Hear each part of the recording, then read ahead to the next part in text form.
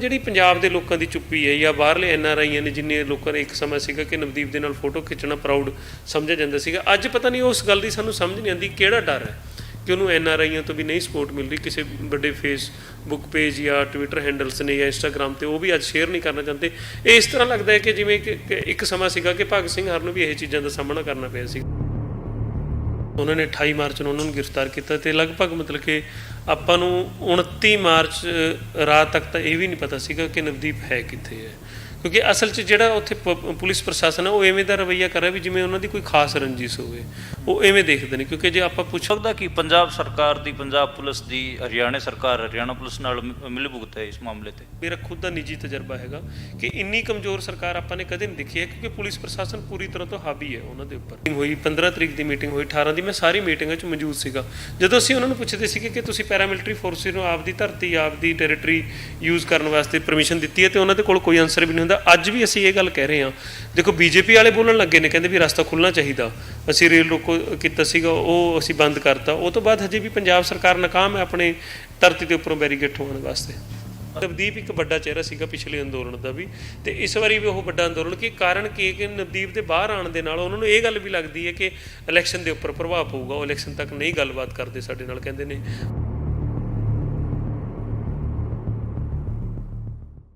ਨਮਸਕਾਰ, ਸਤਿ ਸ਼੍ਰੀ ਅਕਾਲ, ਆਦਾਬ। ਮੇਰਾ ਨਾਮ ਮਨਦੀਪ ਪੁਨੀਆ ਹੈ ਤੇ ਤੁਸੀਂ ਸੁਣ ਰਹੇ ਹੋ ਪੰਜਾਬੀ ਰੇਡੀਓ USA। ਅੱਜ ਸਾਡੇ ਨਾਲ ਤੇਜਵੀਰ ਸਿੰਘ ਮੌਜੂਦ ਹਨ। ਤੇਜਵੀਰ BK ਸ਼ਹੀਦ ਭਗਤ ਸਿੰਘ ਦੇ ਆਗੂ ਵੀ ਹੈ ਤੇ ਹਰਿਆਣੇ ਦੇ ਵਿੱਚ ਜਿਹੜਾ ਕਿਸਾਨ ਅੰਦੋਲਨ ਚੱਲ ਰਿਹਾ ਉਹਦੇ ਇੱਕ ਮੁੱਖ ਚਿਹਰਾ ਹਨ। ਤੇਜਵੀਰ, ਹਰਿਆਣੇ ਦੇ ਜਿਹੜੇ ਕਿਸਾਨ ਗ੍ਰਿਫਤਾਰ ਕੀਤੇ ਗਏ ਸੀ ਉਹਨਾਂ 'ਚ ਇੱਕ ਨਾਂ ਸੀਗਾ ਨਵਦੀਪ ਸਿੰਘ, ਜਿਹੜਾ ਮੁੰਡਾ ਵਾਟਰ ਕੈਨਨ ਜਿਹਨੇ ਮੋੜੀ ਸੀਗੀ, ਤੇ ਇਸ ਅੰਦੋਲਨ 'ਚ ਵੀ ਜਿਹੜਾ ਸ਼ੰਭੂ ਬਾਰਡਰ ਤੇ ਖਨੌਰੀ ਬਾਰਡਰ ਤੇ ਚੱਲ ਰਿਹਾ ਇੱਕ ਮੇਨ ਚਿਹਰਾ ਸੀਗਾ, ਉਹ ਹਜੇ ਤੱਕ ਜੇਲ੍ਹ 'ਚ ਬੰਦ ਹੈ। ਕੀ ਉਹਦੇ ਕੇਸ 'ਚ ਅਪਡੇਟ ਹੈ? ਮਤਲਬ 28 ਮਾਰਚ, ਮੈਨੂੰ ਲੱਗਦਾ ਕਿ 28 ਮਾਰਚ ਨੂੰ ਉਹਨੂੰ ਜੇਲ੍ਹ 'ਚ ਬੰਦ ਕੀਤਾ ਗਿਆ ਸੀ, ਹਜੇ ਤੱਕ ਉਹ ਜੇਲ੍ਹ ਤੋਂ ਬਾਹਰ ਕਿਉਂ ਨਹੀਂ ਆਇਆ? ਕੀ ਅਪਡੇਟ ਹੈ ਉਹਦੇ ਕੇਸ 'ਚ? ਸਤਿ ਸ਼੍ਰੀ ਅਕਾਲ ਜੀ, ਪਹਿਲਾਂ ਧੰਨਵਾਦ ਮਨਦੀਪ ਜੀ ਤੁਹਾਡਾ। ਅਸਲ 'ਚ ਨਵਦੀਪ ਅਤੇ ਗੁਰਕੀਰਤ ਨੂੰ ਜਿਹੜਾ ਗ੍ਰਿਫਤਾਰੀ ਹੋਈ ਸੀਗੀ ਉਹ ਮੋਹਾਲੀ ਏਅਰਪੋਰਟ ਤੋਂ 28 ਮਾਰਚ ਨੂੰ ਕੀਤੀ ਸੀਗੀ, ਕਿਉਂਕਿ 31 ਮਾਰਚ ਦਾ ਆਪਣਾ ਸ਼ਰਧਾਂਜਲੀ ਸਮਾਗਮ ਸੀਗਾ, ਸ਼ਹੀਦ ਸੁਖਕਰਨ ਦੀ ਸ਼ਰਧਾਂਜਲੀ ਸਮਾਗਮ ਜਿਹੜਾ ਅੰਬਾਲੇ ਸੀਗਾ। ਉਹ ਤੋਂ ਪਹਿਲਾਂ ਉਹਨਾਂ ਨੂੰ ਗ੍ਰਿਫਤਾਰ ਕਰ ਲਿੱਤਾ ਜਾਂਦਾ। ਇੱਕ ਮੁੰਡਾ ਸੀਗਾ ਅਨੀਸ ਖਟਕੜ, ਜਿਹੜਾ ਜੀਂਦ ਤੋਂ ਗ੍ਰਿਫਤਾਰੀ ਸੀਗੀ, ਉਹਨਾਂ ਦੀ 19 ਮਾਰਚ ਦੀ ਗ੍ਰਿਫਤਾਰੀ ਸੀਗੀ। ਅਨੀਸ ਨੂੰ ਪਹਿਲਾਂ ਜ਼ਮਾਨਤ ਮਿਲ ਗਈ ਸੀਗੀ ਅਤੇ ਗੁਰਕੀਰਤ ਨੂੰ ਕੇਸ ਦੇ ਵਿੱਚ 40 ਨੰਬਰ FIR ਦੇ ਵਿੱਚ ਜ਼ਮਾਨਤ ਦੇ ਦਿੱਤੀ ਸੀ। ਪਰ ਸਰਕਾਰ ਦਾ ਜਿਹੜਾ ਨੈਰੇਟਿਵ ਸਿਰਜਣਾ ਹੁੰਦਾ ਹੈ, ਜਿਵੇਂ ਕਿ ਪੰਜਾਬ ਦੇ ਵਿੱਚ ਜਾਂ ਜਿਹੜੇ ਮਤਲਬ ਕਿ ਕਿਸਾਨੀ ਦੇ ਨਾਲ ਸੰਬੰਧਿਤ ਮੁੰਡੇ ਹੁੰਦੇ ਨੇ ਉਹਨਾਂ ਦੇ ਉੱਪਰ ਵੱਧ ਤਸ਼ੱਦਦ ਕਰਨਾ, ਉਹਦੇ ਕਰਕੇ ਉਹਨਾਂ ਨੇ ਹੁਣ 3 FIRਾਂ ਹੋਰ ਕੱਢਤੀਆਂ, ਬਲਕਿ ਇੱਕ ਜਿਹੜੀ ਉਹਨਾਂ ਨੇ ਹਜੇ ਤੱਕ ਔਨਲਾਈਨ ਨਹੀਂ ਕੀਤੀ, 41, 42, 43। ਤਾਂ 40 ਨੰਬਰ FIR 'ਚ ਕਿਉਂਕਿ ਕੋਈ ਐਵੀਡੈਂਸ ਨਹੀਂ ਸੀਗਾ, ਇਹ ਬਿਲਕੁਲ ਬਲਕਿ ਇੱਕ ਕਹਿ ਲਈਏ ਵੀ ਬੋਗਸ ਜੀਆਂ FIR ਸੀਗਾ, ਉਹਦੇ 'ਚ ਉਹਨੂੰ 43 ਨੰਬਰ 'ਚ। ਅੱਛਾ, ਮਤਲਬ ਇਹ ਨੰਬਰ ਤੁਸੀਂ ਦੱਸ ਰਹੇ ਹੋ, ਤੁਸੀਂ ਇਹ ਦੱਸੋਗੇ ਕਿ ਇਹਨਾਂ 'ਚ ਕੀ ਮਤਲਬ ਉਹਨਾਂ ਨੇ ਆਰੋਪ ਲਾਏ ਹਨ ਮੁੰਡਿਆਂ 'ਤੇ? ਉਹਨਾਂ ਨੇ ਜਿਹੜੇ ਪਹਿਲਾਂ ਆਰੋਪ ਲਾਏ ਸੀਗੇ ਉਹ 307 ਦਾ ਕੇਸ ਦਾ ਲਾਇਆ ਸੀਗਾ, ਵੀ ਉਹ ਸਾਰੇ ਹੀ ਪੁਲਿਸ ਪ੍ਰਸ਼ਾਸਨ ਦੇ ਵੱਲੋਂ ਕੀਤੇ ਹੋਏ ਕੇਸ ਨੇ, ਤੇ ਉੱਥੇ ਦੇ 2 ਮੁਲਾਜ਼ਮ ਨੇ, DSP ਇੱਕ SHO ਦੇ ਨਾਂ ਤੋਂ ਹੈਗਾ ਹੈ। ਪਰ ਉਹਨਾਂ ਦਾ ਸਾਰਾ ਨੈਰੇਟਿਵ ਇਹ ਹੈ ਕਿ ਜਿਵੇਂ ਵੀ ਲੱਗਦਾ ਹੈ ਕਿ ਹਰਿਆਣਾ ਸਰਕਾਰ ਨੂੰ ਕਿ ਹੁਣ ਅੰਦੋਲਨ ਉੱਠ ਰਿਹਾ ਹੈ, ਕਿ ਹੁਣ ਪੰਜਾਬ ਨੂੰ ਇਲੈਕਸ਼ਨ ਤੋਂ ਬਾਅਦ ਹਰਿਆਣੇ ਦੇ ਵਿੱਚ ਚੋਣਾਂ ਸੀਗੀਆਂ, ਉਹਨਾਂ ਦਾ ਵੱਧ ਇਹ ਨੈਰੇਟਿਵ ਸਿਰਜਣਾ ਕਿ ਜਿਵੇਂ ਕਿ ਉਹਨਾਂ ਨੇ ਸਾਡੇ ਵਕੀਲ ਰਾਹੀਂ ਸਾਨੂੰ ਪਤਾ ਲੱਗਿਆ ਸੀ ਕਿ ਪੁਰਾਣੀ FIRਾਂ ਜਿਹੜੇ ਪਿਛਲੇ ਅੰਦੋਲਨ ਦੇ 8 ਕੇਸ ਉਹਨਾਂ ਨੇ ਓਪਨ ਕੀਤੇ ਨੇ, ਬਲਕਿ ਉਹਨਾਂ ਨੇ ਸਾਡੇ 17 ਬੰਦਿਆਂ ਦਾ ਜਿਹੜਾ ਅਰੈਸਟ ਵਾਰੰਟ ਆ ਉਹਦੇ 'ਚ ਮੰਗਿਆ ਗਿਆ ਸੀਗਾ, ਜਿਹਦਾ ਮੇਰਠ ਸੀਗਾ, ਅਤੇ ਉਹਨਾਂ ਨੂੰ 7 ਅਰੈਸਟ ਵਾਰੰਟ ਸਾਨੂੰ ਹਜੇ ਤੱਕ ਜਿਹੜੀ ਜਾਣਕਾਰੀ ਮਿਲੀ ਹੈ ਉਹੀ ਜਾਣਕਾਰੀ ਪ੍ਰਾਪਤ ਹਜੇ ਤੱਕ ਹੋਈ ਹੈ। ਕੋਈ ਹਲੇ ਡਾਕੂਮੈਂਟਡ ਸਾਡੇ ਕੋਲ ਗੱਲ ਨਹੀਂ ਆਈ, ਪਰ ਉਹਨਾਂ ਨੇ 16 ਕੇਸਾਂ ਨੂੰ ਹੋਰ ਰੀਓਪਨ ਕਰਤਾ, ਜਿਹੜੇ ਪੁਰਾਣੇ ਪਿਛਲੇ ਅੰਦੋਲਨ ਦੇ ਕੇਸ ਸੀ। ਅੱਛਾ, ਪਿਛਲੇ ਅੰਦੋਲਨ ਦੇ ਕੇਸ ਤਾਂ ਜਦੋਂ ਅੰਦੋਲਨ ਖਤਮ ਹੋ ਰਿਹਾ ਸੀ ਉਦੋਂ ਵਾਪਸ ਨਹੀਂ ਲੈ ਲਏ ਗਏ ਸੀਗੇ? ਇਹ ਮਨਦੀਪ ਜੀ ਤੁਸੀਂ ਬਿਹਤਰ ਜਾਣਦੇ ਹੋਗੇ ਕਿ ਤੁਹਾਨੂੰ ਯਾਦ ਹੋਊਗਾ ਕਿ ਜਦੋਂ 2016 ਦੇ ਵਿੱਚ ਜਾਟ ਅੰਦੋਲਨ ਦਾ ਕੇਸ ਸੀਗਾ, ਉਹ ਸਰਕਾਰ ਨੇ ਓਫੀਸ਼ੀਅਲੀ ਪ੍ਰੈਸ ਕਾਨਫਰੰਸ ਕਰਕੇ ਵਾਪਸ ਲਿੱਤੇ ਸੀਗੇ, ਪਰ ਉਹਨਾਂ ਦੀਆਂ ਜੱਜਮੈਂਟਾਂ ਉਵੇਂ ਵੀ ਸੀਗੀਆਂ ਜਿਵੇਂ ਸਾਡੇ 'ਤੇ ਵੀ ਉਹ ਇੱਕ ਕੇਸ ਹੈ। ਅਸੀਂ ਤਾਂ ਸਿਰਫ ਉਸ ਟਾਈਮ ਲੰਗਰ ਲੈ ਕੇ ਗਏ ਸੀਗੇ, ਅਤੇ ਉਹਨਾਂ ਨੇ ਸਾਨੂੰ ਰੈੱਡ ਕੋਰ ਦੇ ਵਿੱਚ ਘੇਰਿਆ ਹੋਇਆ, ਉਹ ਵੀ ਸਾਡੇ ਨਾਲ ਅਮਰਜੀਤ ਸਿੰਘ ਪ੍ਰਧਾਨ ਜੀ ਨੇ ਉਹਨਾਂ ਦੇ ਉੱਪਰ ਚੱਲਦੇ ਨੇ, ਨਵਦੀਪ ਦੇ ਫਾਦਰ ਦੇ ਉੱਪਰ ਉਹੀ ਕੇਸ ਅਜੇ ਤੱਕ ਚੱਲਦਾ ਹੈ, ਇਹ ਰਨ ਕਰਕੇ ਰੱਖਦੀ ਹੈ। ਇਹ ਸਰਕਾਰਾਂ ਕਹਿਣ ਨੂੰ ਕੁਝ ਕਰਦੀਆਂ ਨੇ ਪਰ ਗਰਾਊਂਡ 'ਤੇ ਕੁਝ ਹੋਰ ਕਰਦੀਆਂ ਨੇ। ਉਹਨਾਂ ਨੇ ਤਾਂ ਐਵੇਂ ਤਾਂ ਹੋਰ ਵੀ ਸਾਡੇ ਨਾਲ ਵਾਅਦੇ ਕੀਤੇ ਸੀਗੇ, ਉਹਦੇ ਤੁਸੀਂ ਜਾਣਦੇ ਹੋ ਹਰਿਆਣੇ ਦੇ ਵਿੱਚ ਵੀ ਅਜੇ ਵੀ 26 ਜਨਵਰੀ ਦੇ ਜਿਹੜੇ ਪਿਛਲੇ ਕੇਸ ਨੇ ਉਹ ਤੁਸੀਂ ਖੁਦ ਉਸ ਗੱਲ 'ਤੇ ਭੁਗਤ ਭੋਗੀ ਹੋ। ਤੁਸੀਂ ਦੇਖਿਆ ਕਿ ਉਹਨਾਂ ਦਾ ਗ੍ਰਿਫਤਾਰ ਕਰਨਾ ਨਹੀਂ, ਕਿ ਜਿਵੇਂ ਦਾ ਤਸ਼ੱਦਦ ਤੁਹਾਡੇ ਨਾਲ ਹੋਇਆ ਇਹ ਤੋਂ ਕਿਤੇ ਵੱਧ ਤਸ਼ੱਦਦ ਉਹਨਾਂ ਨੇ ਗੁਰਕੀਰਤ ਤੇ ਨਵਦੀਪ ਦੇ ਨਾਲ ਕੀਤਾ। ਨਵਦੀਪ ਅਤੇ ਗੁਰਕੀਰਤ ਤੇ ਜਿਹੜਾ ਤਸ਼ੱਦਦ ਹੋਇਆ ਉਹਦੀ ਜਾਣਕਾਰੀ ਨਿਕਲ ਕੇ ਆਈ ਕਿ ਮੁਲਾਕਾਤਾਂ ਹੋ ਰਹੀਆਂ ਪਰਿਵਾਰ ਦੀ? ਨਹੀਂ, ਉਹਨਾਂ ਨੇ ਜਿਹੜਾ 28 ਮਾਰਚ ਤੋਂ ਲੈ ਕੇ 3 ਅਪ੍ਰੈਲ ਤੱਕ ਸਾਡੀ ਕੋਈ ਮੁਲਾਕਾਤ ਨਹੀਂ ਹੋਣ ਦਿੱਤੀ। ਮਤਲਬ ਕਿ ਉਹਨਾਂ ਨੇ 28 ਮਾਰਚ ਨੂੰ ਉਹਨਾਂ ਨੂੰ ਗ੍ਰਿਫਤਾਰ ਕੀਤਾ ਤੇ ਲਗਭਗ ਮਤਲਬ ਕਿ ਆਪਾਂ ਨੂੰ 29 ਮਾਰਚ ਰਾਤ ਤੱਕ ਤਾਂ ਇਹ ਵੀ ਨਹੀਂ ਪਤਾ ਸੀਗਾ ਕਿ ਨਵਦੀਪ ਹੈ ਕਿੱਥੇ ਹੈ, ਕਿਉਂਕਿ ਅਸਲ 'ਚ ਜਿਹੜਾ ਉੱਥੇ ਪੁਲਿਸ ਪ੍ਰਸ਼ਾਸਨ ਹੈ ਉਹ ਐਵੇਂ ਦਾ ਰਵੱਈਆ ਕਰ ਰਿਹਾ ਵੀ ਜਿਵੇਂ ਉਹਨਾਂ ਦੀ ਕੋਈ ਖਾਸ ਰੰਜਿਸ਼ ਹੋਵੇ। ਉਹ ਐਵੇਂ ਦੇਖਦੇ ਨੇ, ਕਿਉਂਕਿ ਜੇ ਆਪਾਂ ਪਿਛਲਾ ਇਤਿਹਾਸ ਦੇਖਿਆ ਜਾਵੇ ਤਾਂ ਉਹੀ ਪੁਲਿਸ ਅਫਸਰ ਨੇ, ਉਹੀ ਸਾਰੀਆਂ ਚੀਜ਼ਾਂ ਨੇ। ਕੋਈ ਉਹ ਸਾਨੂੰ ਐਵੇਂ ਨੈਰੇਟਿਵ ਸਿਰਜਦੇ ਨੇ ਜਿਵੇਂ ਅਸੀਂ ਅੱਤਵਾਦੀ ਹੋਈਏ। ਪਰ ਜਿਹੜੀ ਇਸ ਕੇਸ ਦੇ ਵਿੱਚ ਸਭ ਤੋਂ ਵੱਡੀ ਗੱਲ ਹੈ ਨਾ ਕਿ ਜਿੰਨੇ ਵੀ ਉਹਨਾਂ ਨੇ ਆਰੋਪ ਲਾਏ ਨੇ ਨਵਦੀਪ ਤੇ ਉੱਪਰ, ਮਨਦੀਪ, ਉਹ ਸਾਰੇ ਉੱਥੇ ਹੋਏ ਨੇ ਕਿਉਂਕਿ ਅਸੀਂ ਪੰਜਾਬ ਦੀ ਹੱਦ ਦੇ ਅੰਦਰ ਬੈਠੇ ਹਾਂ। ਪੰਜਾਬ ਦੀ ਹੱਦ ਦੇ ਅੰਦਰ ਹੀ ਵੈਰੀਗੇਸ਼ਨ ਲੱਗੀ ਹੋਈ ਹੈ ਤੇ ਜਿਹੜਾ ਕੇਸ ਕਰਨਾ ਬਣਦਾ ਸੀਗਾ, ਜੇ ਅਸੀਂ ਕੋਈ ਉੱਥੇ ਕੁੱਟਮਾਰ ਹੋਈ ਹੈ ਜਾਂ ਕੋਈ ਵੀ ਇਹੋ ਜਿਹਾ ਹਮਲਾ ਹੋਇਆ ਹੈ ਤੇ ਉਹ ਪੰਜਾਬ ਦੀ ਹੱਦ ਦੇ ਅੰਦਰ ਹੋਇਆ ਤੇ ਉਹ ਬਿਲਕੁਲ ਲਾ ਦੇ ਡਿਫਰੈਂਟ ਹੋ ਕੇ ਉਹਨਾਂ ਨੇ ਇਹ ਸਾਰੀਆਂ ਕਾਰਵਾਈਆਂ ਕੀਤੀਆਂ ਨੇ ਜਿਹਦੇ ਤੇ ਹਜੇ ਤੱਕ ਪੰਜਾਬ ਸਰਕਾਰ ਵੀ ਚੁੱਪ ਹੈ। ਤੁਹਾਨੂੰ ਲੱਗਦਾ ਕਿ ਪੰਜਾਬ ਸਰਕਾਰ ਦੀ, ਪੰਜਾਬ ਪੁਲਿਸ ਦੀ ਹਰਿਆਣਾ ਪੁਲਿਸ ਨਾਲ ਮਿਲੀ ਭੁਗਤ ਹੈ ਇਸ ਮਾਮਲੇ ਤੇ? ਨਹੀਂ, ਮਿਲੀ ਭੁਗਤ ਨਹੀਂ ਸਾਨੂੰ ਕੋਈ ਅਸੀਂ ਕਹਿ ਸਕਦੇ ਹਾਂ, ਪਰ ਇਹ ਗੱਲ ਕਹਿ ਸਕਦੇ ਹਾਂ ਵੀ ਅੱਜ ਤੱਕ ਦੀ ਜਿਵੇਂ ਮੇਰਾ ਖੁਦ ਦਾ ਨਿੱਜੀ ਤਜਰਬਾ ਹੈਗਾ ਕਿ ਇੰਨੀ ਕਮਜ਼ੋਰ ਸਰਕਾਰ ਆਪਾਂ ਨੇ ਕਦੇ ਨਹੀਂ ਦੇਖੀ ਹੈ, ਕਿਉਂਕਿ ਪੁਲਿਸ ਪ੍ਰਸ਼ਾਸਨ ਪੂਰੀ ਤਰ੍ਹਾਂ ਤੋਂ ਹਾਵੀ ਹੈ ਉਹਨਾਂ ਦੇ ਉੱਪਰ। ਵੀ ਉਹ ਜਿਹੜਾ ਉਹਨਾਂ ਦਾ ਵਰਤਾਰਾ ਸਾਡੇ ਨਾਲ ਰਿਹਾ ਕਿ ਅਸੀਂ ਬਾਰ-ਬਾਰ ਮੀਟਿੰਗਾਂ ਦੇ ਅੰਦਰ ਵੀ ਕੁਐਸਚਨ ਪੁੱਛਿਆ, ਜਿਵੇਂ 8 ਤਰੀਕ ਦੀ ਮੀਟਿੰਗ ਹੋਈ, 12 ਤਰੀਕ ਦੀ ਮੀਟਿੰਗ ਹੋਈ, 15 ਤਰੀਕ ਦੀ ਮੀਟਿੰਗ ਹੋਈ, 18 ਦੀ, ਮੈਂ ਸਾਰੀ ਮੀਟਿੰਗਾਂ 'ਚ ਮੌਜੂਦ ਸੀਗਾ। ਜਦੋਂ ਅਸੀਂ ਉਹਨਾਂ ਨੂੰ ਪੁੱਛਦੇ ਸੀਗੇ ਕਿ ਤੁਸੀਂ ਪੈਰਾਮਿਲਟਰੀ ਫੋਰਸਿਸ ਨੂੰ ਆਪਦੀ ਧਰਤੀ, ਆਪਦੀ ਟੈਰੀਟਰੀ ਯੂਜ਼ ਕਰਨ ਵਾਸਤੇ ਪਰਮਿਸ਼ਨ ਦਿੱਤੀ ਹੈ, ਤੇ ਉਹਨਾਂ ਦੇ ਕੋਲ ਕੋਈ ਆਨਸਰ ਵੀ ਨਹੀਂ ਹੁੰਦਾ। ਅੱਜ ਵੀ ਅਸੀਂ ਇਹ ਗੱਲ ਕਹਿ ਰਹੇ ਹਾਂ। ਦੇਖੋ, ਬੀਜੇਪੀ ਵਾਲੇ ਬੋਲਣ ਲੱਗੇ ਨੇ, ਕਹਿੰਦੇ ਵੀ ਰਸਤਾ ਖੁੱਲ੍ਹਣਾ ਚਾਹੀਦਾ, ਅਸੀਂ ਰੇਲ ਰੋਕੋ ਕੀਤਾ ਸੀਗਾ ਉਹ ਅਸੀਂ ਬੰਦ ਕਰਤਾ। ਉਹ ਤੋਂ ਬਾਅਦ ਹਜੇ ਵੀ ਪੰਜਾਬ ਸਰਕਾਰ ਨਾਕਾਮ ਹੈ ਆਪਣੇ ਧਰਤੀ ਦੇ ਉੱਪਰੋਂ ਬੈਰੀਕੇਡ ਹੋਣ ਵਾਸਤੇ। ਅੱਛਾ, ਮੈਨੂੰ ਇਹ ਦੱਸੋ ਕਿ ਇੱਕ ਅੰਦੋਲਨ ਵੀ ਤੁਸੀਂ ਚਲਾਇਆ ਸੀਗਾ, ਤੁਸੀਂ ਰੇਲ ਵੀ ਰੋਕੀ ਸੀ, ਫਿਰ ਉਸ ਅੰਦੋਲਨ ਦਾ ਕੀ ਬਣਿਆ?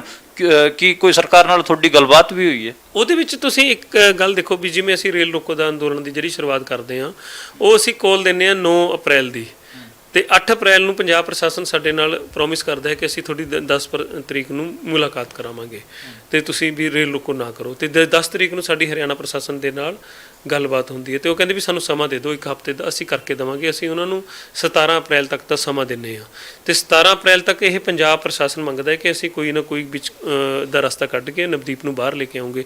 ਉਹ 17 ਤਰੀਕ ਤੱਕ ਲੈ ਕੇ ਨਹੀਂ ਆਉਂਦੇ। ਫਿਰ ਸਾਡੀ ਲਗਾਤਾਰ 20 ਮਈ ਤੱਕ ਰੇਲ ਰੋਕੋ ਜਿਹੜੀ ਉਹ ਚੱਲਦਾ ਹੈ, ਮਤਲਬ ਕਿ ਲਗਭਗ 34 ਦਿਨ ਅਸੀਂ ਉਹ ਕਰਦੇ ਹਾਂ। 34 ਦਿਨ ਬਾਅਦ ਵੀ ਸਾਨੂੰ ਜਦੋਂ ਰਸਤਾ ਖੋਲ੍ਹਣ ਵਾਸਤੇ ਸਾਡੀ ਗੱਲ ਹੁੰਦੀ ਹੈ, ਮਤਲਬ ਕਿ ਉਹ ਵਪਾਰੀ ਵਰਗ ਨਾਲ ਗੱਲ ਹੁੰਦੀ ਹੈ, ਪੰਜਾਬ ਦਾ ਹਰਿਆਣੇ ਦਾ ਵਪਾਰੀ ਵਰਗ ਇਕੱਠਾ ਹੋ ਕੇ ਆਉਂਦਾ ਹੈ, ਉਹਦੇ ਵਿੱਚ ਪੁਲਿਸ ਪ੍ਰਸ਼ਾਸਨ ਫਿਰ ਸਾਡੇ ਨਾਲ ਅਨਅਫੀਸ਼ੀਅਲੀ ਮੀਟਿੰਗਾਂ ਕਰਦਾ ਹੈ। ਮੈਨੂੰ ਕਦੇ ਨਾ ਕਦੇ ਇਹ ਗੱਲ ਵੀ ਲੱਗਦੀ ਹੈ ਕਿ ਪੰਜਾਬ ਗੌਰਮੈਂਟ ਦਾ ਪਤਾ ਵੀ ਨਹੀਂ ਹੁੰਦਾ ਹੋਣਾ ਕਿ ਉਹ ਕਿੰਨੀਆਂ ਮੀਟਿੰਗਾਂ ਸਾਡੇ ਨਾਲ ਪੰਜਾਬ ਪ੍ਰਸ਼ਾਸਨ ਕਰਦਾ ਹੈ, ਪਰ ਉਹਦੇ 'ਚ ਜਿਹੜੀ ਗੱਲ ਨਿਕਲ ਕੇ ਆਉਂਦੀ ਹੈ ਕਿ ਉਹ ਕਿਤੇ ਨਾ ਕਿਤੇ ਲਾਚਾਰ ਦਿਖਦਾ ਹੈ ਹਰਿਆਣਾ ਪ੍ਰਸ਼ਾਸਨ ਦੇ ਅੱਗੇ ਵੀ ਤੇ ਦਿੱਲੀ ਪ੍ਰਸ਼ਾਸਨ ਦੇ ਅੱਗੇ ਵੀ। ਉਹ ਸਾਡੀ ਮੁਲਾਕਾਤਾਂ ਕਰਵਾ ਦਿੰਦਾ ਹੈ। ਜਿਵੇਂ ਅਨੀਸ਼ ਖਟਕੜ ਸੀਗਾ, ਉਹਨਾਂ ਨੇ 35 ਦਿਨ ਦੀ ਭੁੱਖ ਹੜਤਾਲ ਕੀਤੀ ਸੀਗੀ, ਉਹ ਉਹਨਾਂ ਦੀ ਭੁੱਖ ਹੜਤਾਲ ਕਰਾ ਕੇ ਉਹਦੀ ਬੇਲ ਵੀ ਕਰਾ ਦਿੰਦੇ ਨੇ। ਉਹਦੇ 2 ਸਾਥੀਆਂ ਦੀ ਬੇਲ ਆਲਰੇਡੀ ਉਹ ਪਹਿਲਾਂ ਕਰਵਾ ਦਿੰਦੇ ਨੇ ਉਸੇ ਸੇਮ ਕੇਸ ਦੇ ਵਿੱਚ ਵੀ। ਪਰ ਜਿਵੇਂ ਗੁਰਕੀਰਤ ਵਾਸਤੇ ਮਤਲਬ ਕਿ ਕੋਰਟ ਦੇ ਵਿੱਚ ਲਚਕ ਦਿਖਾਈ ਜਾਂਦੀ ਹੈ, ਉਹ ਨਵਦੀਪ ਵਾਸਤੇ ਨਹੀਂ ਦਿਖਾਈ ਜਾਂਦੀ, ਕਿਉਂਕਿ ਨਵਦੀਪ ਇੱਕ ਵੱਡਾ ਚਿਹਰਾ ਸੀਗਾ ਪਿਛਲੇ ਅੰਦੋਲਨ ਦਾ ਵੀ, ਤੇ ਇਸ ਵਾਰੀ ਵੀ ਉਹ ਵੱਡਾ ਅੰਦੋਲਨ। ਕੀ ਕਾਰਨ ਕੀ ਕਿ ਨਵਦੀਪ ਦੇ ਬਾਹਰ ਆਉਣ ਦੇ ਨਾਲ ਉਹਨਾਂ ਨੂੰ ਇਹ ਗੱਲ ਵੀ ਲੱਗਦੀ ਹੈ ਕਿ ਇਲੈਕਸ਼ਨ ਦੇ ਉੱਪਰ ਪ੍ਰਭਾਵ ਪਊਗਾ। ਉਹ ਇਲੈਕਸ਼ਨ ਤੱਕ ਨਹੀਂ ਗੱਲਬਾਤ ਕਰਦੇ ਸਾਡੇ ਨਾਲ, ਕਹਿੰਦੇ ਨੇ ਆਚਾਰ ਸੰਹਿਤਾ ਲੱਗੀ ਹੋਈ ਹੈ ਵੀ ਅਸੀਂ ਗੱਲਬਾਤ ਨਹੀਂ ਕਰ ਸਕਦੇ, ਸਾਡੇ ਹੱਥਾਂ 'ਚ ਨਹੀਂ ਹੈਗੀ ਗੱਲ ਵੀ ਕਰਨਾ। ਪੁਲਿਸ ਪ੍ਰਸ਼ਾਸਨ ਹੁਣ ਇਲੈਕਸ਼ਨ ਕਮਿਸ਼ਨ ਦੇ ਹੱਥ 'ਚ ਹੈ।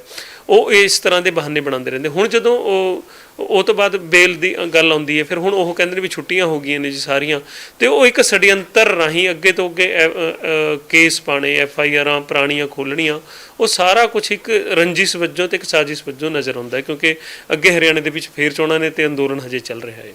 ਅੱਛਾ, ਕੀ ਜਿਹੜਾ ਇਹ ਗੁਰਕੀਰਤ ਅਤੇ ਨਵਦੀਪ ਨੂੰ ਅੰਦਰ ਰੱਖਣਾ, ਤੁਸੀਂ ਕੀ ਦੇਖਦੇ ਹੋ ਕਿ ਉਹਨਾਂ ਦੇ ਮਾਨਵ ਅਧਿਕਾਰਾਂ ਦਾ ਹਨਨ ਹੈ? ਤੇ ਇਹਦੇ ਵਾਸਤੇ ਫਿਰ ਅੱਗੇ ਕਿਸਾਨ ਜਿਹੜੀ ਜਥੇਬੰਦੀਆਂ ਹੈਗੀਆਂ ਉਹਨਾਂ ਦਾ ਕੀ ਪਲਾਨ ਹੈ? ਕਿਉਂਕਿ ਅਸੀਂ ਦੇਖਦੇ ਹਾਂ ਕਿ ਪੰਜਾਬ 'ਚ ਤਾਂ ਜਦੋਂ ਕਿਸੇ ਨੂੰ ਗ੍ਰਿਫਤਾਰ ਕੀਤਾ ਜਾਂਦਾ, ਮਾਲਵੇ 'ਚ ਬਹੁਤ ਸਾਰੇ ਬੰਦਿਆਂ ਨੂੰ ਗ੍ਰਿਫਤਾਰ ਕੀਤਾ ਗਿਆ, ਵੱਡੇ ਅੰਦੋਲਨ ਹੋਏ ਉਹਨਾਂ ਦੀ ਰਿਹਾਈ ਵਾਸਤੇ। ਹਰਿਆਣੇ 'ਚ ਉਸ ਕਿਸਮ ਦਾ ਕੋਈ ਅੰਦੋਲਨ ਕਿਉਂ ਨਹੀਂ ਉੱਭਰ ਰਿਹਾ, ਤੇ ਕਿਸਾਨ ਜਥੇਬੰਦੀਆਂ ਦੀ ਕੀ ਪਲਾਨਿੰਗ ਹੈ ਇਸ? ਅਸਲ 'ਚ ਜੇ ਦੇਖਿਆ ਜਾਵੇ ਤਾਂ ਜੇ ਆਪਾਂ ਪੂਰੀ ਤਰ੍ਹਾਂ ਦੇ ਇਸ ਅੰਦੋਲਨ ਨੂੰ ਆਪਾਂ ਵਾਚਦੇ ਹਾਂ ਕਿ ਜਿਵੇਂ ਦਾ ਤਸ਼ੱਦਦ ਹਰਿਆਣੇ ਦੇ ਵਿੱਚ ਕੀਤਾ ਗਿਆ, 70,000 ਪੈਰਾਮਿਲਟਰੀ ਫੋਰਸਿਸ ਲਾਤੀ ਗਈ, ਤੁਸੀਂ ਉਹ ਸਾਡੇ ਉਹ ਮਤਲਬ ਕਿ ਆਪਣੀ ਫੇਸਬੁੱਕ ਔਨਲਾਈਨ ਮਤਲਬ ਕਿ ਇੰਟਰਨੈਟ ਤੱਕ ਬੰਦ ਕਰ ਦਿੱਤਾ ਗਿਆ ਕਿ ਜਿੰਨੀ ਤਿਆਰੀ ਦੇ ਵਿੱਚੋਂ ਪ੍ਰਸ਼ਾਸਨ ਨੇ ਕੀਤਾ ਹੈ, ਉਹਦੇ ਲਈ ਪੰਜਾਬ ਦੇ ਵਿੱਚ ਨੈਰੇਟਿਵ ਹੋਰ ਹੈ। ਪੰਜਾਬ ਦੇ ਵਿੱਚ ਗੱਲ ਕੀ ਹੈ, ਇੱਕ ਤਾਂ ਪੰਜਾਬ ਦੇ ਵਿੱਚ ਬਹੁਤ ਪੁਰਾਣੀ ਕਿਸਾਨ ਸੰਗਠਨ ਨੇ, ਹਰਿਆਣੇ ਦੇ ਵਿੱਚ ਉੱਦਾਂ ਦੇ ਪੁਰਾਣੇ ਕਿਸਾਨ ਸੰਗਠਨ ਨਹੀਂ ਹੈਗੇ। ਉਹ ਕਿਤੇ ਨਾ ਕਿਤੇ ਮਤਲਬ ਕਿ ਇਸ ਸਕੈਮ ਦੇ ਖਰਾਬ ਕਰਕੇ ਆਪਾਂ ਨੂੰ ਪਿੱਛੇ ਦੇਖਣਾ ਮਿਲਿਆ। ਇਹ ਵੀ ਗੱਲ ਮੈਂ ਕਹਿ ਸਕਦਾ ਵੀ ਮੈਂ ਇਹਦੇ 'ਚ ਕੋਈ ਗਰਾਈ ਨਹੀਂ ਹੈਗਾ ਕਿ ਸੋਸ਼ਲ ਮੀਡੀਆ ਦੇ ਉੱਪਰ ਤੋਂ ਵੀ ਲੋਕਾਂ ਨੇ ਕਿਤੇ ਨਾ ਕਿਤੇ ਇੱਕ ਵਾਰੀ ਨਵਦੀਪ ਨੂੰ ਵਿਸਾਰਤਾ ਸੀਗਾ ਵੀ ਉਹ ਉਹਨੂੰ ਉਨੀ ਸਪੋਰਟ ਨਹੀਂ ਮਿਲੀ ਜਿੰਨੀ ਮਿਲਣੀ ਚਾਹੀਦੀ ਸੀਗੀ। ਉਹ ਇਸ ਚੀਜ਼ ਨਾਲ ਦੇਖਦੇ ਸੀਗੇ ਕਿ ਹੋਰ ਜਥੇਬੰਦੀਆਂ ਕੀ ਕਹਿੰਦੀਆਂ ਨੇ, ਜਾਂ ਫਿਰ ਜਿਵੇਂ ਹਰਿਆਣੇ ਦੇ ਵਿੱਚ NSA ਲਾ ਦੇਣਾ, ਪਾਸਪੋਰਟ ਰੱਦ ਦੀ ਕਾਲ ਕਰ ਦੇਣੀ ਕਿ ਤੁਹਾਨੂੰ ਵੀਜ਼ਾ ਨਹੀਂ ਦਿੱਤਾ ਜਾਊਗਾ, ਬੱਚਿਆਂ ਦੇ ਵਿੱਚ ਡਰ ਦੀ ਪੈਦਾ ਕਰਨਾ। ਫਿਰ ਉਹਨਾਂ ਨੇ 270 ਬੰਦਿਆਂ ਦੀ ਗ੍ਰਿਫਤਾਰੀ ਕਰ ਲੈਣੀ। ਤੁਸੀਂ ਦੇਖਿਆ ਕਿ ਬਾਰਡਰ ਦੇ ਉੱਪਰੋਂ ਜਿਹੜੇ ਉੱਧਰੋਂ ਕੋਈ ਸਨ ਉਹਨੇ ਚਿੜੀ ਤੱਕ ਨਹੀਂ ਫੜਕਣ ਦਿੱਤੀ। ਉਹ ਸਾਰਾ ਮਾਹੌਲ ਬਣਾਇਆ ਸੀਗਾ। ਜਿਹੜੀ ਆਪਣੀ ਅਗਲੀ ਤਿਆਰੀ ਹੈ ਕਿ 17 ਜੁਲਾਈ ਨੂੰ ਅਸੀਂ SP ਅੰਬਾਲਾ ਦਾ ਘਰਾਵ ਕਰਨ ਜਾ ਰਹੇ ਹਾਂ। 2 ਦਿਨ ਦਾ ਜਿਹੜਾ ਘਰਾਵ ਹੋਊਗਾ ਉਹ ਦਿਨ ਰਾਤ ਚੱਲੂਗਾ। ਉਹ ਤੋਂ ਬਾਅਦ ਉੱਥੇ ਫੈਸਲਾ ਲਿੱਤਾ ਜਾਊਗਾ ਕਿ ਅੱਗੇ ਦੀ ਕਾਰਵਾਈ ਕੀ ਹੋਊਗੀ, ਤੇ ਨਾਲ ਦੀ ਨਾਲ ਹੀ ਅੰਦੋਲਨ ਹਜੇ ਉਹਦੀ ਆਵਾਜ਼ ਬੁਲੰਦ ਅਸੀਂ ਕਰ ਰਹੇ ਹਾਂ। ਅੱਛਾ, ਇਸ ਟਾਈਮ ਕਿੰਨੇ ਜਿਹੜੇ ਕਿਸਾਨ ਜੇਲ੍ਹ 'ਚ ਹੈਗੇ, ਜਿਵੇਂ ਗੁਰਕੀਰਤ, ਨਵਦੀਪ ਦਾ ਤਾਂ ਜ਼ਿਕਰ ਹੈ ਹੀ, ਇਸ ਤੋਂ ਇਲਾਵਾ ਵੀ ਕੋਈ ਹੈਗਾ ਆਪਣੇ ਇਸ ਅੰਦੋਲਨ ਨਾਲ ਜੁੜਿਆ ਹੋਇਆ ਬੰਦਾ? ਨਹੀਂ, ਇਸ ਅੰਦੋਲਨ ਨਾਲ ਹਜੇ ਹੋਰ ਕੋਈ ਗ੍ਰਿਫਤਾਰੀ ਪੈਂਡਿੰਗ ਨਹੀਂ ਹੈਗੀ। ਲਖੀਮਪੁਰ ਖੀਰੀ ਨਹੀਂ, ਉਹ ਵੀ ਹਜੇ ਉਹਨਾਂ ਦੀ ਗ੍ਰਿਫਤਾਰੀ ਨਹੀਂ ਹੈਗੀ। ਅਸਲ 'ਚ ਉੱਥੇ ਇੱਕ ਜਿਹੜਾ ਕੇਸ ਚੱਲਦਾ ਹੈ ਨਾਲ ਦੀ ਨਾਲ, ਉਹ ਪੁਰਾਣੇ ਕੇਸ ਦੇ ਵਿੱਚ ਵੀ ਉਹਦੀ ਵੇਲ ਦੀ ਜਿਹੜਾ ਸਮਾਂ ਹੈ ਉਹ ਪੂਰਾ ਲੱਗਿਆ। ਹੁਣ ਅਜੇ ਮਿਸਰਾ ਟੈਨੀ ਦੇ ਬੇਟੇ ਆਸ਼ੀਸ਼ ਮਿਸਰਾ ਮੋਨੂ ਦੀ, ਤੇ ਉਧਰ ਮਤਲਬ ਕਿ ਉਹਨਾਂ ਦੀ ਵੇਲ ਦਾ ਵੀ ਟਾਈਮ ਜਿਹੜੇ ਬੱਚੇ ਅੰਦਰ ਸੀਗੇ ਉਹਨਾਂ ਦੇ ਵੀ ਪੂਰਾ ਹੋ ਰਿਹਾ ਹੈ। ਉੱਥੇ ਮਤਲਬ ਕਿ ਇਹ ਸਾਜ਼ਿਸ਼ਾਂ ਕਰੀਆਂ ਜਾ ਰਹੀਆਂ ਨੇ ਕਿ ਕਿਸੇ ਤਰੀਕੇ ਦੇ ਨਾਲ ਕੇਸ ਨੂੰ ਸੋਲਟ ਆਊਟ ਕਰਨਾ, ਉਸ ਤੇ ਗੱਲ ਤੇ ਪੈਰਵਾਈ ਸਕੈਮ ਕਰ ਰਿਹਾ ਹੈ। ਅੱਛਾ, ਜਿਹੜੀ ਇਹ ਬਖਰਾਵ ਹੈਗਾ ਕਿਸਾਨ ਜਥੇਬੰਦੀਆਂ ਦੇ ਵਿੱਚ, ਇਹਨਾਂ ਘੱਟੋ ਘੱਟ ਇਹਨਾਂ ਮਸਲਿਆਂ 'ਤੇ ਤਾਂ ਉਹ ਇਕੱਠੀਆਂ ਹੋ ਸਕਦੀਆਂ ਨੇ। ਜਿਵੇਂ ਸ਼ੁਭਕਰਨ ਦੀ ਡੈਥ ਦਾ ਮਾਮਲਾ ਆਇਆ, ਫਿਰ ਇੱਕ ਉਹ ਮੁੰਡਾ ਸੀਗਾ ਜਿਹਨੂੰ ਹਰਿਆਣਾ ਪੁਲਿਸ ਲੈ ਕੇ ਗਈ ਸੀ, PGI ਰੋਹਤਕ ਭਰਤੀ ਸੀਗਾ, ਉਹਦੇ ਗੁਰਕੀਰਤ ਸਿੰਘ, ਉਹਦੇ ਤੇ ਹਮਲੇ ਦਾ ਮਾਮਲਾ ਆਇਆ। ਹੁਣ ਆਪਾਂ ਨਵਦੀਪ ਦਾ ਮਾਮਲਾ ਦੇਖੀਏ ਜਾਂ ਫਿਰ ਹੋਰ ਵੀ ਅਨੀਸ਼ ਦਾ ਦੇਖੀਏ, ਇਹਨਾਂ ਸਾਰੇ ਮਾਮਲਿਆਂ 'ਤੇ ਤਾਂ ਘੱਟੋ ਘੱਟ ਜਦੋਂ ਤਸੱਦਦ ਹੁੰਦਾ ਹੈ, ਸਟੇਟ ਜਦੋਂ ਤਸੱਦਦ ਕਰਦਾ, ਉਦੋਂ ਤਾਂ ਕਿਸਾਨ ਜਥੇਬੰਦੀਆਂ ਨੂੰ ਇਕੱਠਾ ਹੋਣਾ ਚਾਹੀਦਾ। ਇਕੱਠੀਆਂ ਕਿਉਂ ਨਹੀਂ ਹੋ ਰਹੀਆਂ? ਮਨਦੀਪ, ਇਸ ਦੇ ਵਾਸਤੇ ਨਾ ਆਪਾਂ ਨੂੰ ਉਹਨਾਂ ਦੀ ਪੋਲੀਟੀਕਲ ਪੋਜੀਸ਼ਨ ਨੂੰ ਸਭ ਤੋਂ ਵੱਡੀ ਗੱਲ ਹੈ ਵੀ ਸਮਝਣਾ ਪਊਗਾ। ਜੇ ਉਹ ਸ਼ੁਭਕਰਨ ਦੇ ਕੇਸ ਦੇ ਉੱਪਰ ਮਤਲਬ ਕਿ ਤਕਰੀਬਨ ਦੇਖਿਆ ਜਾਵੇ ਤਾਂ ਸਾਰੀਆਂ ਬੋਲੀਆਂ ਨੇ, ਉਹ ਕਿਤੇ ਨਾ ਕਿਤੇ ਨਵਦੀਪ ਨੂੰ ਮਤਲਬ ਕਿ ਇੱਕ ਉਸ ਵਰਗ ਦੇ ਨਾਲ ਵੀ ਜੋੜਦੇ ਨੇ ਵੀ ਜਿਹੜੇ ਕੱਟੜਪੰਥੀ ਸੋਚ ਦੇ ਨਾਲ ਉਹਨੂੰ ਜੋੜਨਾ ਪਸੰਦ ਕਰਦੇ ਨੇ। ਕਿਉਂਕਿ ਨਵਦੀਪ ਦੀ ਜਿਹੜੀ ਇੱਕ ਪਿਛਲੀ ਗ੍ਰਿਫਤਾਰੀ ਸੀਗੀ, ਉਹ ਜਦੋਂ ਅੰਮ੍ਰਿਤਪਾਲ ਦੇ ਉੱਪਰ NSA ਲੱਗਿਆ ਸੀਗਾ, ਉਸ ਟਾਈਮ ਵੀ ਇੱਕ ਗ੍ਰਿਫਤਾਰੀ ਉਹਦੀ ਪਟਿਆਲਾ ਪੁਲਿਸ ਵੱਲੋਂ ਕੀਤੀ ਜਾਂਦੀ ਹੈ। ਪਰ ਉਹ ਅਸਲ 'ਚ ਜੇ ਉਹ ਇਸ ਚੀਜ਼ ਦੀਆਂ ਸਾਰੀਆਂ ਨੂੰ ਤੈਦਦ ਕਰਦੇ ਨੇ ਕਿ ਨਵਦੀਪ ਦੇ ਵਾਸਤੇ ਬੋਲਣਾ, ਤੇ ਉਹਨਾਂ ਨੂੰ ਕਿਤੇ ਨਾ ਕਿਤੇ ਅੰਦੋਲਨ ਦੇ ਸਮਰਥਨ ਦੇ ਲਈ ਵੀ ਬੋਲਣਾ ਪੈਂਦਾ ਹੈ। ਉਹ ਉਹਨਾਂ ਦੀ ਪੋਲੀਟੀਕਲ ਪੋਜੀਸ਼ਨ ਕਰਕੇ ਉਹ ਇਹ ਗੱਲ ਨਹੀਂ ਰੱਖ ਪਾਉਂਦੇ, ਉਹ ਇਸ ਗੱਲ ਨੂੰ ਤੈਅ ਵੀ ਨਹੀਂ ਕਰ ਪਾਉਂਦੇ, ਕਿਉਂਕਿ ਜਿੰਨਾ ਤਸੱਦਦ ਆਪਣੇ ਤੇ ਇਸ ਵਾਰੀ ਹੋਇਆ ਉਹ ਪਿਛਲੇ ਤਸੱਦਦ ਦੇ ਨਾਲ ਤਾਂ 100 ਗੁਣਾ ਬੈਟਰ ਸੀਗਾ। ਪਰ ਜੇ ਉਹ ਇਸ ਗੱਲ ਨੂੰ ਕਰਦੇ ਨੇ, ਉਹਨਾਂ ਨੂੰ ਆਪਦੀ ਪੋਲੀਟੀਕਲ ਪੋਜੀਸ਼ਨ ਜਿਹੜੀ ਉਹਨਾਂ ਦੇ ਪਿੱਛੇ ਕਿਸਾਨ ਵਿੰਗਾਂ ਦੇ ਪਿੱਛੇ ਕਿਸਾਨ ਪਾਰਟੀਆਂ ਮਤਲਬ ਕਿ ਉਹਨਾਂ ਦੀ ਪਾਰਟੀਆਂ ਨੇ, ਉਹਨਾਂ ਦਾ ਏਜੰਡਾ ਉਹਨਾਂ ਨੂੰ ਛੱਡਣਾ ਪੈਂਦਾ ਤੇ ਇਸ ਏਜੰਡੇ ਦੇ ਉੱਪਰ ਆਉਣਾ ਪੈਂਦਾ। ਮੁੱਦੇ ਸਾਰਿਆਂ ਦੇ ਸਾਂਝੇ ਨੇ, MSP ਦੀ ਮੰਗ ਹੋਵੇ, ਕਿਸਾਨਾਂ ਦਾ ਕਰਜ਼ਾ ਮੁਕਤਾ ਕਰਨਾ ਹੋਵੇ, ਜਾਂ ਪੋਲੂਸ਼ਨ ਐਕਟ ਤੋਂ ਬਾਹਰ ਆਉਣ ਵਾਲੀ ਗੱਲ ਹੋਵੇ, ਲਖੀਮਪੁਰ ਦੇ ਸ਼ਹੀਦ ਕਿਸਾਨਾਂ ਨੂੰ ਇਨਸਾਫ ਦਿਵਾਉਣਾ ਹੋਵੇ, ਉਹ ਵੀ ਇਹ ਚੀਜ਼ਾਂ ਆਪਣੀਆਂ ਸਾਂਝੀਆਂ ਸੀਗੀਆਂ। ਪਰ ਇੱਕ ਇਹਦੇ ਨਾਲ ਜਿਹੜੀ ਪੰਜਾਬ ਦੇ ਲੋਕਾਂ ਦੀ ਚੁੱਪੀ ਹੈ ਜਾਂ ਬਾਹਰਲੇ NRIਆਂ ਨੇ, ਜਿੰਨੇ ਲੋਕਾਂ ਨੇ ਇੱਕ ਸਮਾਂ ਸੀਗਾ ਕਿ ਨਵਦੀਪ ਦੇ ਨਾਲ ਫੋਟੋ ਖਿੱਚਣਾ ਪ੍ਰਾਊਡ ਸਮਝਿਆ ਜਾਂਦਾ ਸੀਗਾ, ਅੱਜ ਪਤਾ ਨਹੀਂ ਉਸ ਗੱਲ ਦੀ ਸਾਨੂੰ ਸਮਝ ਨਹੀਂ ਆਉਂਦੀ ਕਿਹੜਾ ਡਰ ਹੈ ਕਿ ਉਹਨੂੰ NRIਆਂ ਤੋਂ ਵੀ ਨਹੀਂ ਸਪੋਰਟ ਮਿਲ ਰਹੀ। ਕਿਸੇ ਵੱਡੇ ਫੇਸਬੁੱਕ ਪੇਜ ਜਾਂ ਟਵਿੱਟਰ ਹੈਂਡਲਸ ਨੇ ਜਾਂ ਇੰਸਟਾਗ੍ਰਾਮ ਤੇ ਉਹ ਵੀ ਅੱਜ ਸ਼ੇਅਰ ਨਹੀਂ ਕਰਨਾ ਚਾਹੁੰਦੇ। ਇਹ ਇਸ ਤਰ੍ਹਾਂ ਲੱਗਦਾ ਹੈ ਕਿ ਜਿਵੇਂ ਕਿ ਇੱਕ ਸਮਾਂ ਸੀਗਾ ਕਿ ਭਗਤ ਸਿੰਘ ਹਰ ਨੂੰ ਵੀ ਇਹ ਚੀਜ਼ਾਂ ਦਾ ਸਾਹਮਣਾ ਕਰਨਾ ਪਿਆ ਸੀਗਾ, ਉਹਨਾਂ ਨੇ ਵੀ ਇੱਕ ਮਤਲਬ ਕਿ ਗਰਮ ਦਲ ਨਰਮ ਦਲ ਦੇ ਵਿੱਚ ਵੰਡ ਕੇ ਦੇਖਿਆ ਗਿਆ ਸੀ।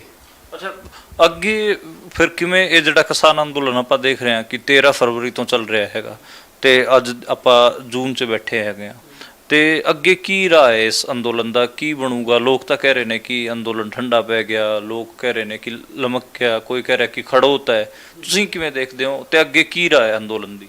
ਦੇਖੋ ਨਵਦੀਪ, ਤੁਹਾਨੂੰ ਅੰਦੋਲਨਾਂ ਬਾਰੇ ਜੇ ਮੈਂ ਕਹਾਂ ਵੀ ਜਿਵੇਂ ਤੁਹਾਡੀ ਸਟੱਡੀ ਹੈ ਜਾਂ ਆਪਾਂ ਹਰਿਆਣੇ ਦੇ ਜਾਂ ਪੂਰੇ ਦੇਸ਼ ਦੇ ਅੰਦੋਲਨ ਦੇਖਦੇ ਹਾਂ, ਤਾਂ ਇਹ ਅੰਦੋਲਨਾਂ ਦਾ ਪੜਾਅ ਹੁੰਦਾ। ਇੱਕ ਵਾਰ ਅੰਦੋਲਨ ਪੂਰੇ ਪੀਕ 'ਤੇ ਹੁੰਦੇ ਨੇ, ਇੱਕ ਵਾਰੀ ਜਿਵੇਂ ਸੀਜ਼ਨ ਆਉਂਦਾ ਹੈ, ਚਾਹੇ ਉਹ ਆਪਾਂ ਕਣਕ ਦੀ ਵਾਢੀ ਲਾ ਲਈਏ, ਚਾਹੇ ਹੁਣ ਝੋਨੇ ਦੀ ਬਿਜਾਈ ਹੈ, ਉਹ ਜਿਹੜੀ ਰੁਪਾਈ ਹੈ ਉਹਦਾ ਸਮਾਂ ਆ ਚੁੱਕਿਆ ਹੈ, ਉਹ ਆਪਾਂ ਦੇਖਦੇ ਹਾਂ, ਉਹ ਢਲਾਣ ਆਉਣਾ। ਪਰ ਇਸ ਅੰਦੋਲਨ ਤੋਂ ਬਾਅਦ ਵੀ ਜਿਹੜੀ ਗੱਲ ਹੋਈ ਹੈ ਵੀ ਜਿਹੜਾ 400 ਪਾਰ ਦਾ ਨਾਰਾ ਸੀਗਾ, ਜਿੰਨੇ ਇਹ ਓਪੋਜੀਸ਼ਨ ਨੇ ਵੀ ਮੰਨਿਆ, ਤੇ BJP ਦੇ ਇੰਟਰਵਿਊ ਦੇ ਵਿੱਚ ਤੁਸੀਂ ਸੁਨੀਲ ਜਾਖੜ ਦੇ ਦੇਖ ਲਓ, ਚਾਹੇ ਇਹਨਾਂ ਦੇ ਨੈਸ਼ਨਲ ਲੀਡਰ ਦੇ ਦੇਖੋ, ਕਿ ਜਿੱਥੇ ਜਿੱਥੇ ਕਿਸਾਨ ਅੰਦੋਲਨ ਦਾ ਪ੍ਰਭਾਵ ਸੀਗਾ ਸਾਨੂੰ ਉੱਥੇ ਠੱਲ ਪਈ ਹੈ। ਹਰਿਆਣੇ ਦੇ ਵਿੱਚੋਂ ਜਦੋਂ ਅੰਦੋਲਨ ਸ਼ੁਰੂ ਹੋਣ ਤੋਂ ਪਹਿਲਾਂ ਕੋਈ ਨਹੀਂ ਕਹਿ ਸਕਦਾ ਸੀਗਾ ਕਿ 5 ਸੀਟਾਂ ਇੰਡੀਆ ਅਲਾਈਅੰਸ ਨੂੰ ਮਿਲੂਗੀਆਂ, ਉਹ ਪ੍ਰਭਾਵ ਦਿਖਿਆ। ਰਾਜਸਥਾਨ ਦੇ ਵਿੱਚ ਦੇਖੋ ਤੁਸੀਂ 25 ਦੇ ਵਿੱਚੋਂ ਮਤਲਬ ਕਿ ਉਹ 11 12 13 ਤੇ ਉੱਪਰ ਪਹੁੰਚੇ ਨੇ, ਉਹ ਪ੍ਰਭਾਵ ਆਪਾਂ ਨੂੰ ਵਿਆਪਕ ਦੇਖਣ ਵਿੱਚ ਮਿਲਿਆ ਹੈ। ਪਰ ਉਹਦੇ ਨਾਲ ਜਿਹੜੀ ਹੁਣ ਅਗਲੀ ਜਿਹੜੀ ਰਣਨੀਤੀ ਹੈ, ਉਹ ਹਰਿਆਣੇ ਦਾ ਚੋਣਾਂ ਉਹਨਾਂ ਦੇ ਸਾਹਮਣੇ ਨੇ, ਮਹਾਰਾਸ਼ਟਰ ਦੀਆਂ ਦੀਆਂ ਚੋਣਾਂ ਉਹਨਾਂ ਦੇ ਸਾਹਮਣੇ ਨੇ। ਅਸੀਂ ਪੂਰੇ ਦੇਸ਼ ਦੇ ਵਿੱਚ ਪ੍ਰੈਸ ਕਾਨਫਰੰਸ ਦਾ ਦੌਰ ਦੁਬਾਰੇ ਤੋਂ ਸ਼ੁਰੂ ਕੀਤਾ ਹੈ। ਅਸਲ 'ਚ ਉਹਨਾਂ ਨੇ ਜਿਹੜਾ ਮਤਲਬ ਕਿ ਵਾਰੰਟ ਕੱਢਣੇ ਜਾਂ ਫਿਰ ਜਿਵੇਂ ਮੇਰੇ ਤੇ ਵਾਰੰਟ ਕੱਢਣਾ ਜਾਂ ਸਾਡੇ 5 ਬੰਦੇ, ਜਿਵੇਂ ਹੀ ਅਸੀਂ ਪ੍ਰਚਾਰ ਪ੍ਰਸਾਰ ਦੀ ਲਹਿਰ ਨੂੰ ਤੇਜ਼ ਕਰਦੇ ਨੇ, ਉਹ ਆਪਦੀ ਐਕਟੀਵਿਟੀ ਨੂੰ ਤੇਜ਼ ਕਰਦੇ ਨੇ ਇਸ ਚੀਜ਼ ਨੂੰ, ਕਿਉਂਕਿ ਉਹ ਕਿਤੇ ਵੀ ਨਹੀਂ ਦਿਖਾਉਣਾ ਚਾਹਦੇ। ਅੱਜ ਮੇਨ ਸਟ੍ਰੀਮ ਮੀਡੀਆ ਤੋਂ ਮਤਲਬ ਕਿ ਅੰਦੋਲਨ ਨੂੰ ਗਾਇਬ ਕਰ ਦੇਣਾ, ਪ੍ਰਿੰਟ ਮੀਡੀਆ ਤੋਂ ਗਾਇਬ ਕਰ ਦੇਣਾ। ਪਰ ਫਿਰ ਜਦੋਂ ਅੱਜ ਉਹਨਾਂ ਦੀ MSP ਦੇ ਉੱਪਰ ਗੱਲ ਆਉਂਦੀ ਕਿ 14 ਫਸਲਾਂ ਦੇ ਉੱਪਰ ਅਸੀਂ MSP ਦੇ ਰਹੇ ਹਾਂ, ਫਿਰ ਅਸੀਂ ਉਹਦਾ ਪ੍ਰੈਸ ਕਾਨਫਰੰਸ ਕਰਕੇ ਭਾਂਡਾ ਫੋੜ ਕਰਦੇ ਹਾਂ। ਤੇ ਜਿਹੜਾ TMC ਦਾ ਇੱਕ ਵਫਦ ਆਉਂਦਾ ਹੈ, ਉਹਦੇ ਨਾਲ ਮੇਨ ਸਟ੍ਰੀਮ ਮੀਡੀਆ ਚਾਹੁੰਦਾ ਕਿ ਅੰਦੋਲਨ ਚੱਲ ਰਿਹਾ ਤੇ ਅੰਦੋਲਨ ਕੰਟੀਨਿਊ ਹੈ। ਅੰਦੋਲਨ ਦੇ ਪੜਾਵ ਨੇ ਇਹ, ਐਵੇਂ ਕੋਈ ਘੱਟ ਵੱਧ ਭੀੜ ਵਾਲੀ ਗੱਲ ਕੋਈ ਮਾਇਨੇ ਨਹੀਂ ਰੱਖਦੀ। ਅੰਦੋਲਨ ਲੰਬਾ ਚੱਲੂਗਾ, ਜਦੋਂ ਤੱਕ ਹਰਿਆਣੇ ਦੇ ਚੋਣਾਂ ਤੋਂ ਬਾਅਦ ਹੀ ਅੰਦੋਲਨ ਦਾ ਅਸਲੀ ਸਵਰੂਪ ਸਾਹਮਣੇ ਆਊਗਾ। ਜੀ, ਇਹ ਸੀਗੇ ਤੇਜਵੀਰ ਸਿੰਘ ਲਗਾਤਾਰ ਸ਼ੰਭੂ ਬਾਰਡਰ ਤੇ ਐਕਟਿਵ ਹਨ ਤੇ ਲਗਾਤਾਰ ਅੰਦੋਲਨ 'ਚ ਬੈਠੇ ਹੈਗੇ ਆ। ਤੇ ਨਵਦੀਪ ਸਿੰਘ ਹਜੇ ਤੱਕ ਜੇਲ੍ਹ 'ਚ ਬੈਠੇ ਆ। ਉਹਨਾਂ ਵਾਸਤੇ ਜਥੇਬੰਦੀਆਂ ਨੇ 17 ਜੁਲਾਈ ਦੀ ਤਰੀਕ ਐਲਾਨੀ ਹੈ ਕਿ ਉਹ ਅੰਬਾਲਾ ਦਾ ਜਿਹੜਾ SP ਆਫਿਸ ਹੈ ਉਹਦਾ ਘਿਰਾਓ ਕਰਨਗੇ। ਤੁਸੀਂ ਦੇਖਦੇ ਅਤੇ ਸੁਣਦੇ ਰਹੋ ਪੰਜਾਬੀ ਰੇਡੀਓ USA। ਅਸੀਂ ਦੁਬਾਰਾ ਇਸ ਕਿਸਮ ਦੇ ਇੰਟਰਵਿਊ ਆਪ ਤੱਕ ਪਹੁੰਚਾਉਂਦੇ ਰਹਾਂਗੇ।